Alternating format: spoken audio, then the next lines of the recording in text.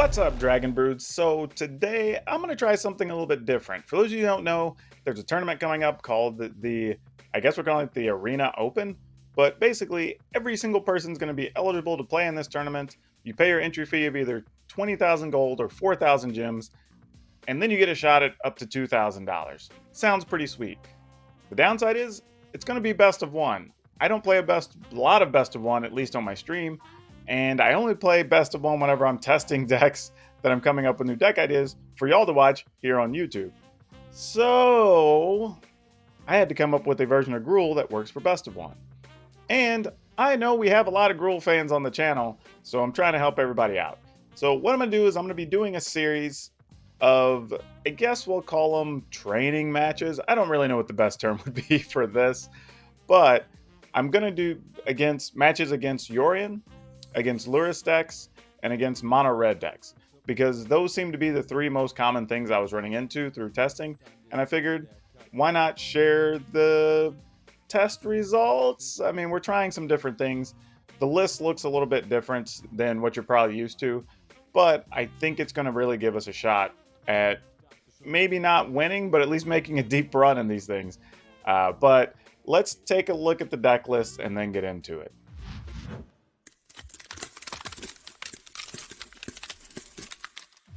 Alright, so we're calling this deck Big Gruul Monsters. I'm not really sure what the official title would be, or there's probably other versions out here like this. But we did make some decisions in this deck just to kind of give us the best odds, because when you're playing best of one, it's very much a coin flip. So though we know Yorion is a big deck, we also know we're going to have to compete against all these mono red and Lurrus variants that are playing a bunch of small creatures. So trying to make the best decisions we can here. But obviously we're playing Umori, which is going to mean we're playing all creatures. And this is just because we're trying to get big things into play quickly, stuff with trample, and try to give ourselves an advantage in a lot of these creature matchups where we can.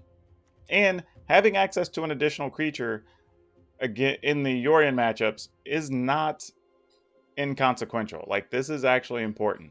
Getting a bonus creature to just have access to and be able to keep attacking, keep playing mutate stuff, like, it makes a big deal. So we're playing 4 Arboreal Grazers. This is the love-hate card in the deck, right? It's weak enough that I don't really care to have a lot of them, but it's good enough that if we get one early, it really allows us to move ahead a lot in the game state, where you can play turn 3 Questing Beast and stuff like that. Like, it's a really big deal. We're playing 4 Marauding Raptors, which, of course, again, another way to speed up our mana. I am playing 2 Voracious Hydras, mostly because I wanted another removal card. This is good against all the smaller creature decks. Also, occasionally, I've used it in the Yorion matchups to just make it a big, like, 6 or 8 power creature and then force them to deal with it or die the following turn. Bonecrusher Giants, generally a bad card in the Yorion matchups. You just play it as a 4 power, hope they don't deal 3 damage and kill it. But it is one of the better cards we have access to for these small creature matchups. Gruul Spellbreaker.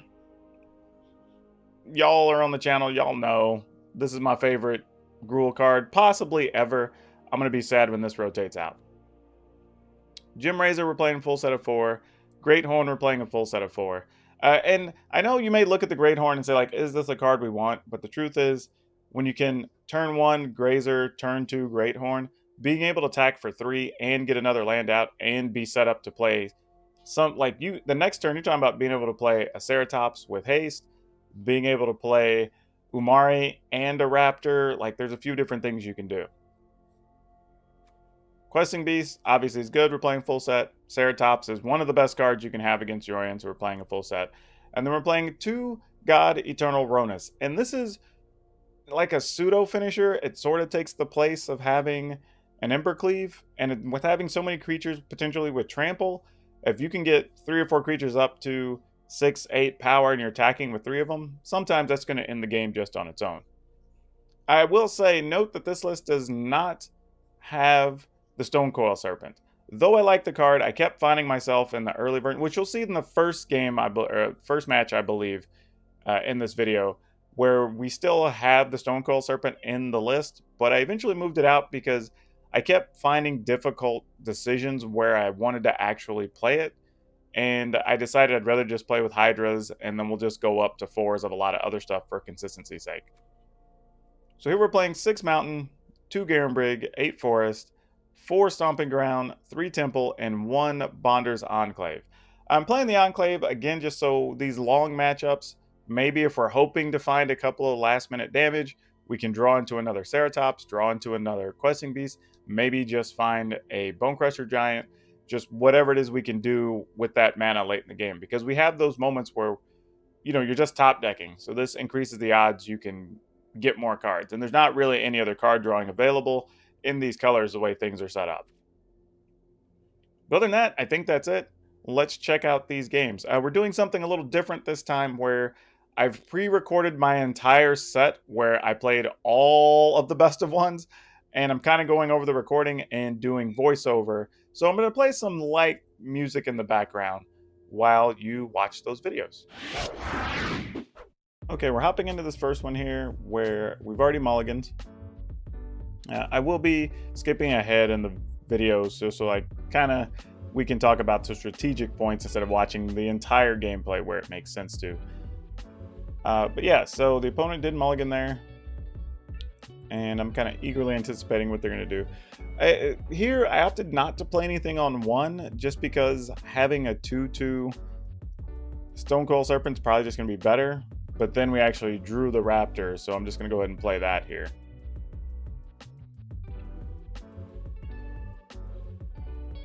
And this is actually really good because against Yorion, this sets up a lot of plays. Like, we can attack with the mutated up if we want to put the Great Horn on there. Or we could just go big, and then that was the other option because this version, I ended up changing this list slightly going into these next set of games, but I just included this anyway just to still kind of show the overall strategy.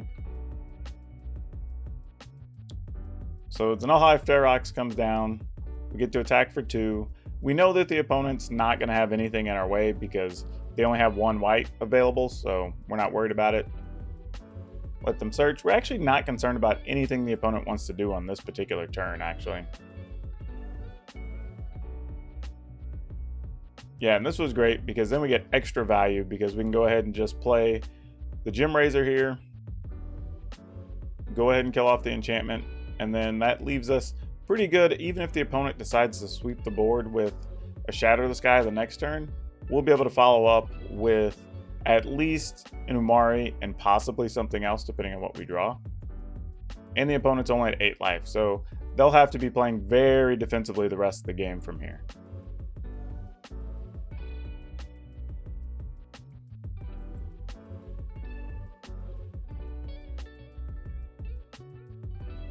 So yeah, I debated what to do here for just a second. I wanted to just take stock and say, okay, did we want to go ahead and play the Great Horn, get more mana?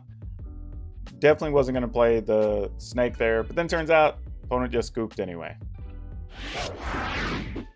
Okay, so going on into this one, this is the same list that you'll have down below in the deck list there, and I think this is the better version to go with. Though I do miss having the Null-Hive Ferox, I think these games actually play out okay without it. So this one's actually kind of a tough one because I do like this hand. I just wish I had a red mana, but being able to get down an Umori or even just land the Ceratops early, if we get the land, it would be good. But then this worked out, able to get in there with the Spellbreaker. Nothing real crazy here, just getting it done. And this is where you have the advantage, is especially when you get to go first. But being able, even on the draw, if you're able to play up on a Spellbreaker, it's really good here.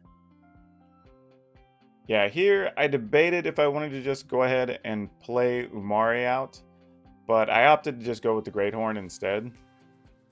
Mostly because it gets more land out of my deck, and it sets me up so if I want to, I'll be able to play the Garenbrig next turn, and then just attack with the Ceratops post Board Sweeper. And usually they don't have a lot of answers after that.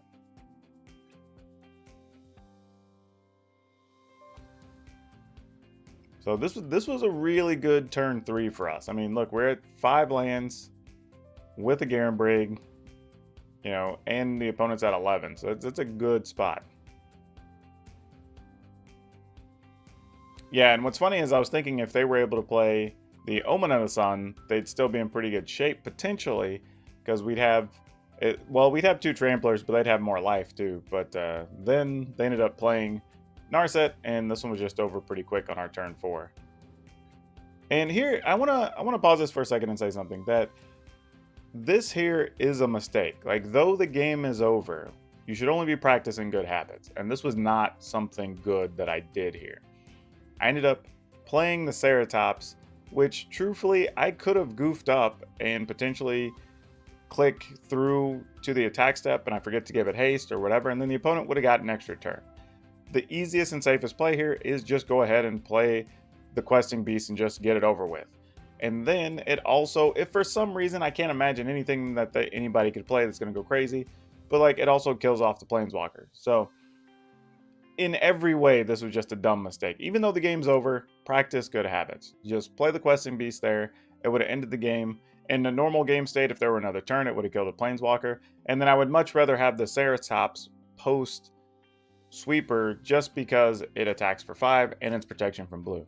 So anyway, I just want to point that out. Though the game was over and it didn't really matter, a lot of times when you're practicing, it's about practicing good habits.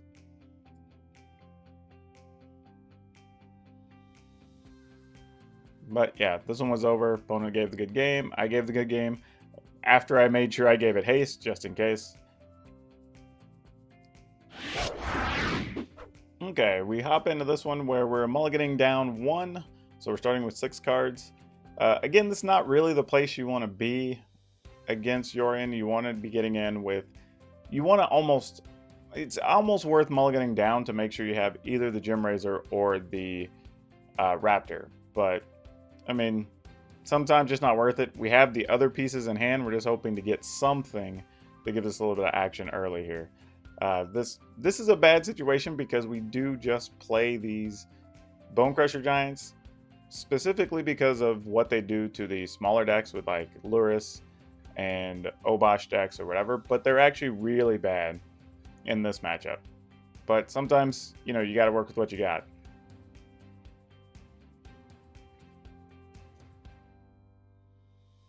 Now, the good news is here, it is a 4 power, so it can punch past this 0-4 wall, which is nice. Now here, we're kind of just hoping for a land. Like, especially when they play Teferi, just crossing our fingers going like, hey, come on, deck, give us a land, give us a land. And it didn't, obviously. So this created kind of a different scenario that, yeah, we just have to kill Teferi. As much as we don't want to, that's just kind of where we're at.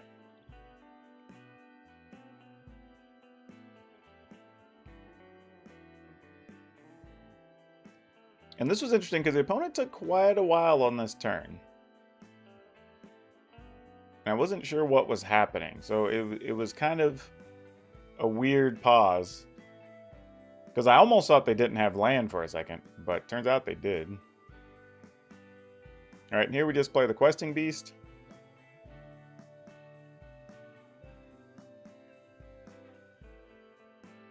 Yeah, they gave us a nice, but I'm like, well, I don't know what they expected us to do on that turn. Yeah, and this is where it got a little weird, because they decided to shatter this guy, and this sort of changed how I was going to play the rest of the game. I decided to just go with the Questing Beast and kind of make them deal with it 1 for 1. I wasn't going to lead out with the Ceratops, and I felt like if we got another land, we could get more value out of an Umori, because we could play Umori, then play the Raptor, and still have some action the following turn, which could lead to the game just being over.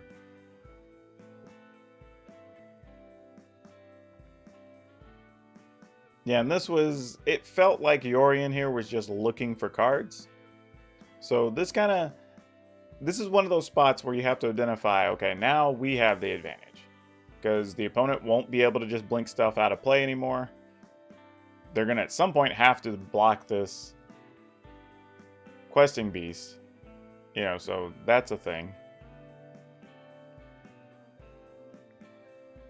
And then here, I was willing to lead with the Ceratops just to put the opponent on notice if they have something like an Elspeth Conquers Death or whatever. Put them in a position where they have to use it so we can start getting the other things into play. Because eventually we're going to hit a land, and then we can kind of just keep going, put the pedal to the floor. Even if it's just making a giant Hydra, that's good enough. Because as long as they don't have a token on the table, they're not going to be able to use Luca. And then as I said that, this happens. But they opted to take the life, and that was really peculiar to me. I'm not sure that when they opted to take the life, that was another indicator that, okay, they don't actually have Luca in hand, so this is a non-issue here. Now, it's arguable that playing the tokens is still the right play, but we would have actually just killed Elspeth anyway if that was our concern. But at this stage, it's obvious they don't have an answer to the Ceratops, and they don't have a Luca, so And the real thing is, we're not too concerned about Luca anyway, because they can only really block things. Well, they can't block the Ceratops, and the only thing they're going to go get is Agent of Treachery. So as long as the Ceratops is on the board, we kind of have the advantage here.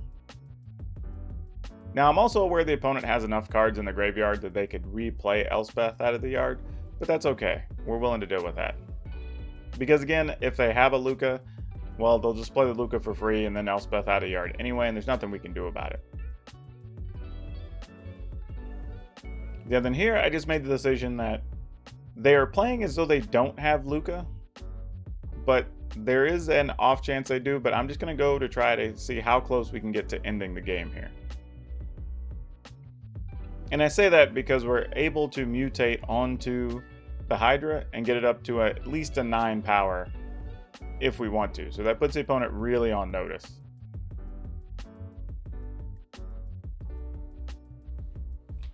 Yeah, and this is normally where if they still had Yorion, this would be a problem, because then they'd be getting 2 extra life, they'd be getting 2 more tokens, but it's not really what we're dealing with here. Yeah, and this was interesting because, again, the opponent didn't take the tokens here. And here I would have taken the tokens just to be able to attempt to kill the Ceratops. I mean, the odds aren't high that you're going to get to do it, but, I mean, seems to make the most sense.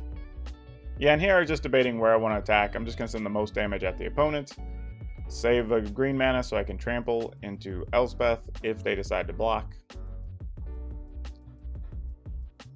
Yeah, this was also a weird play. I think, the opponent, minimize some damage, I guess. But if you even have Luca, you want to try to get 2 shots at it.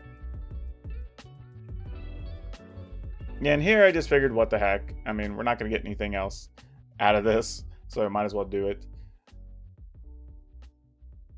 And then here I was thinking, all right, do I want to actually play the Raptor? Do I want to play one of these Grazers and just have something to mutate onto so I can go wide? But the actual thing is, that's a mistake, because if the opponent were to actually get a Luca here, they could steal a creature that it'd be 1 additional creature I can't do anything about. So keeping it off the table would have been my best bet here. Especially since I'm not gaining enough out of it. But turns out might be okay.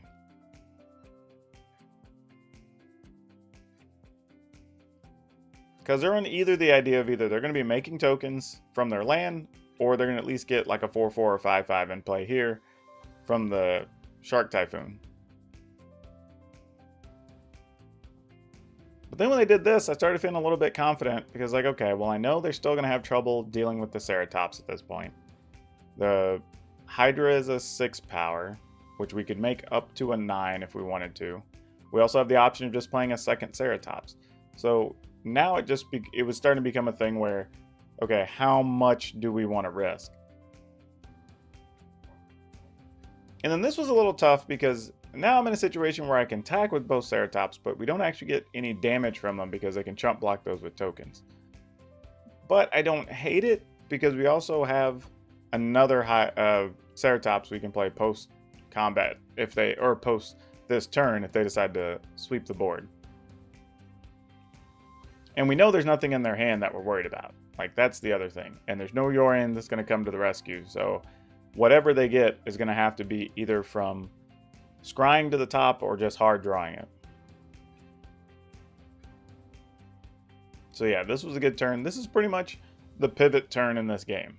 Like, we'll be both back to top decking and we're playing more Magic if the opponent draws what they need here.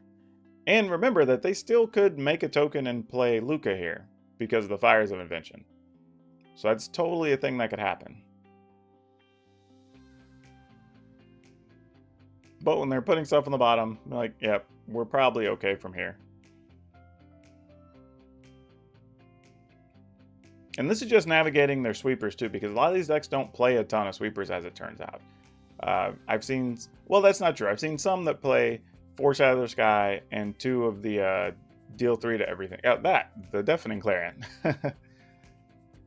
Which was an interesting spot to play one. I mean, it does eliminate 2 potential attackers. But then drawing this was huge because we're now just able to get the wall out of the way, the 0-4. We're able to turn the Hydra into a 10-10. And then we're kind of off to the races.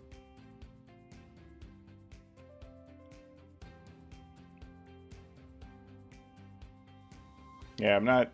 At this point, I was kind of wondering, like, I don't know what the opponent could even do because we see their hand, they've got nothing, like...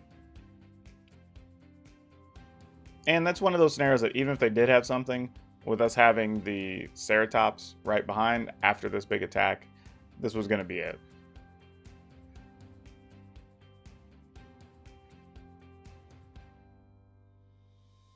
Yep, and that's going to do it.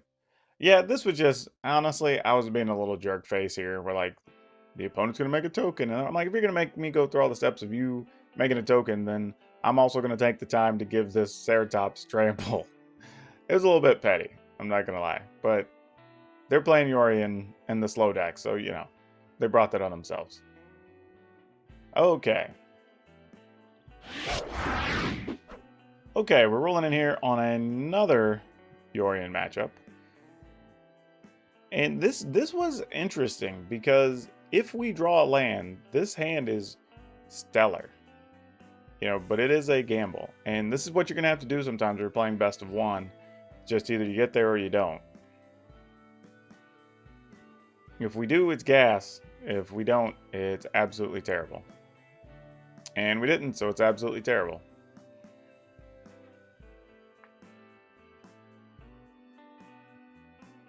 I mean, because literally, I honestly feel like if we were to have gotten that land, it'd have been pretty hard to lose. Because we would have played the Great Horn, followed up, played a Gem Razor. Gem Razor would have killed their enchantment, and then we'd have been going after that. So we took a chance, didn't work, but I included that just to show like how easy it is to be on a line of a gamble there. Okay, this one looks a little bit better than that last hand. Mostly because we already have 3 lands. We can play out, straight up just play the Giants, which is huge. Because really in this matchup, the 2 damage rarely matters. Occasionally you use it as a finisher. If you really end up in a hard spot, you'll use it to kill Teferi.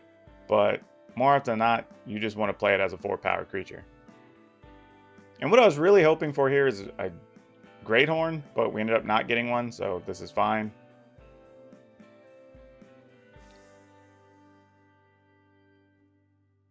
And this is where we get our advantage. Like, now we're significantly ahead on mana. And now the decision I have here is interesting because it's just a matter of what do we want on the table?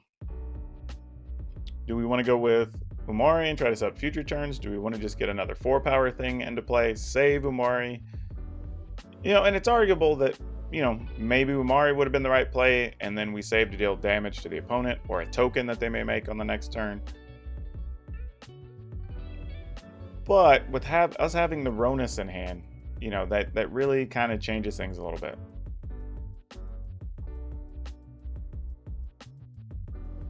And, you know, it really here, I'm going to pause this again. Like, here I make a mistake because I don't play Ronus, and I really should, because it's an all upside play, right? If for some reason they have a spell counter, then the opponent's just going to take 8 and go to 6. That's great.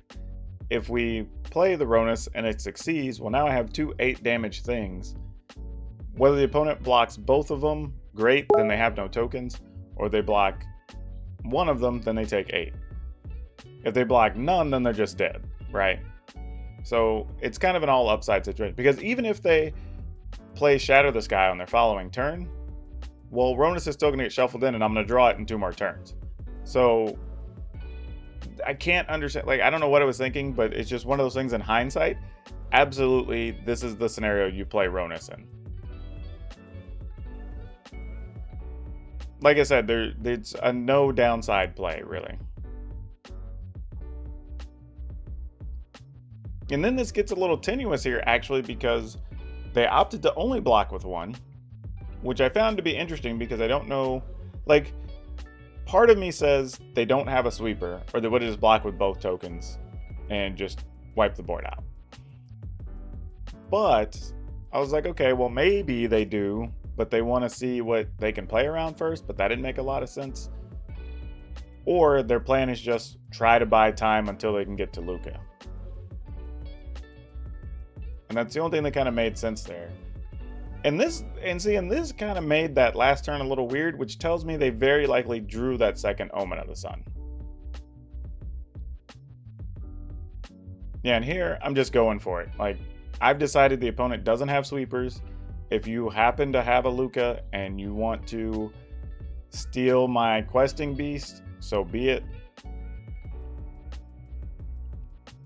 And again, Ronus gives us a little bit of insurance from the board sweepers, because we know we're at least going to be drawing a creature in a couple turns, right? We're not going to be sitting on a bunch of dead draws.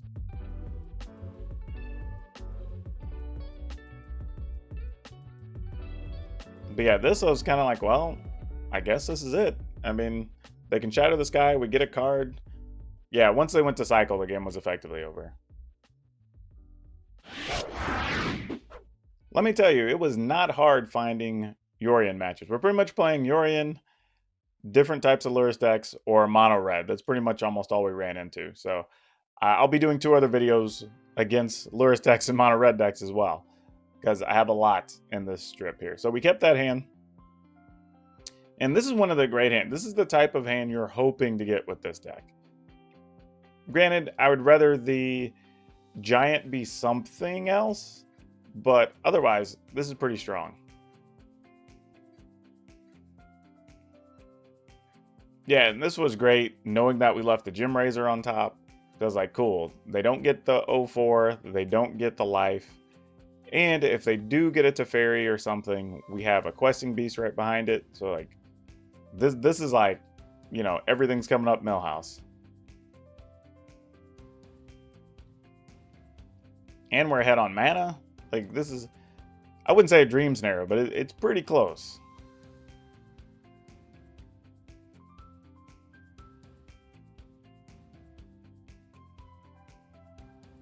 All right.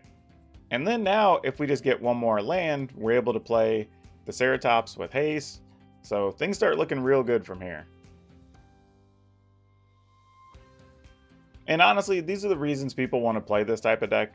The way it's set up now is you do get just these explosive starts if they hit. When they don't, you're kind of bogged down with the bunch of 4 mana things in hand. And this is interesting here because I wasn't totally sure what the opponent wanted to do with this token. I'm assuming they just wanted to trade. But I was like, okay, they didn't have the mana to make it fight, so I don't know. But I'm also not going to just not do anything with it. Like, if they want to trade, fine. I'm in. But they opted not to.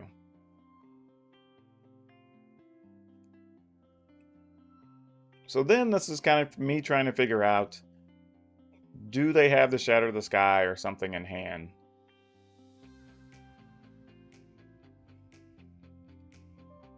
And I was willing to go, you know what, if they have it, great. I can attack them for 5 next turn. I can shoot them for 2. So then I only have to find 1 point of damage or have them put a pain land or a shock land into play.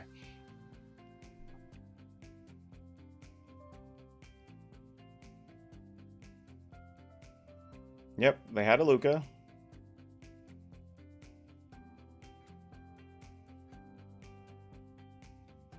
Yeah, I was gonna say, the thing is, it was kind of obvious they were setting up a Luca though, because they didn't block and trade. So that's usually an indicator you know what's going on.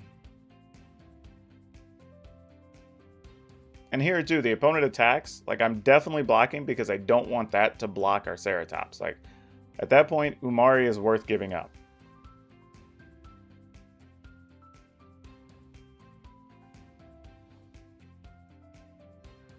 Yeah, I almost made the mistake, but here you just want to take maximum mana because you'll get access to 6. You only need 5 in this scenario for 3 to cast, 1 for haste, 1 for trample. So we've got 3 left over at this point from after the Garenbrig activation.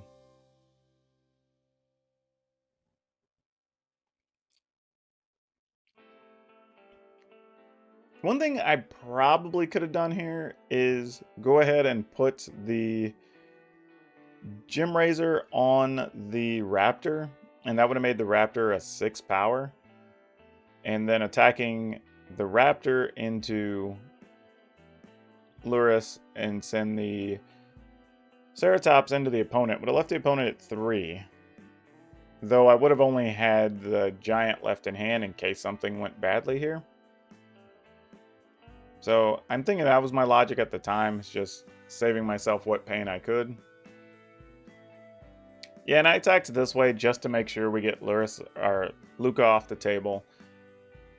And go ahead, if the opponent wants to save 4 life, they can just block with their Agent of Treachery. But they opted not to. So then the thing became, alright, if they decide to play Yorion this turn, the only thing they could really do would be to steal our Grazer, and that would have been a mistake on my part to even put the Grazer out there. I think part of me was like, okay, well, if I put it out there and I'm able to mutate onto it next turn, then we have an additional attacker. But the truth is, that's actually really bad. Because it's one of the few ways the opponent could even survive here. Though, I guess technically it doesn't matter, because if they block, we'd be able to trample for 2, and then we'd be able to shoot them for 2. So, I mean, I guess it's okay, but it's not much of an upside play. Yeah, when they did this, I felt pretty good, because I couldn't think of anything that was going to make this go badly at this point.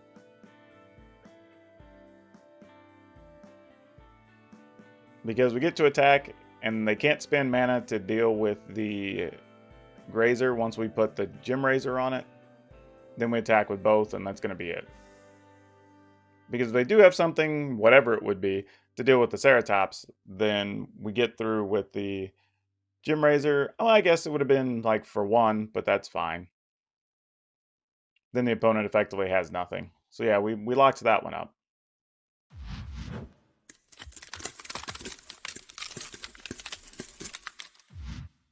Now, I want to say, Yorion decks are still really powerful and still really good, and will probably be the largest percentage of the field.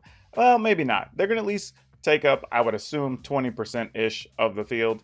Right now, from what I'm seeing, it's been about almost 25%. You know, another 25 being Lurrus decks, another 25 being mono red or mono black aggro decks, most of them with Obosh, and then 25% just other things. So you're going to have to be prepared for it. I'm not going to sit here and say that Gruul is the end-all be-all answer, and this is your one-way ticket to beating Yorion. I'm just wanting to show you ways that you can beat it if you choose to play this deck, the lines you have to take, and hopefully this series of videos helps, and maybe we learn something, and people hopefully come back and say, hey, I at least made day 2 with, I guess, the strategy we come up with. But anyway, please like this video if you like this type of video or the series of videos. I don't even know how I'm classifying it, but hopefully it's fun for you and it's useful and educational, I guess. And if you haven't, please hit the subscribe button. We need a few more people. I say a few more. We're like halfway there to getting to 1,000 subscribers by the end of the summer, which is our goal. But we hit 500, so that's a thing. We're getting there, team. And remember to hit the notification bell because that lets you know when the next videos are up. But that's all I have for you today. We'll see you next time.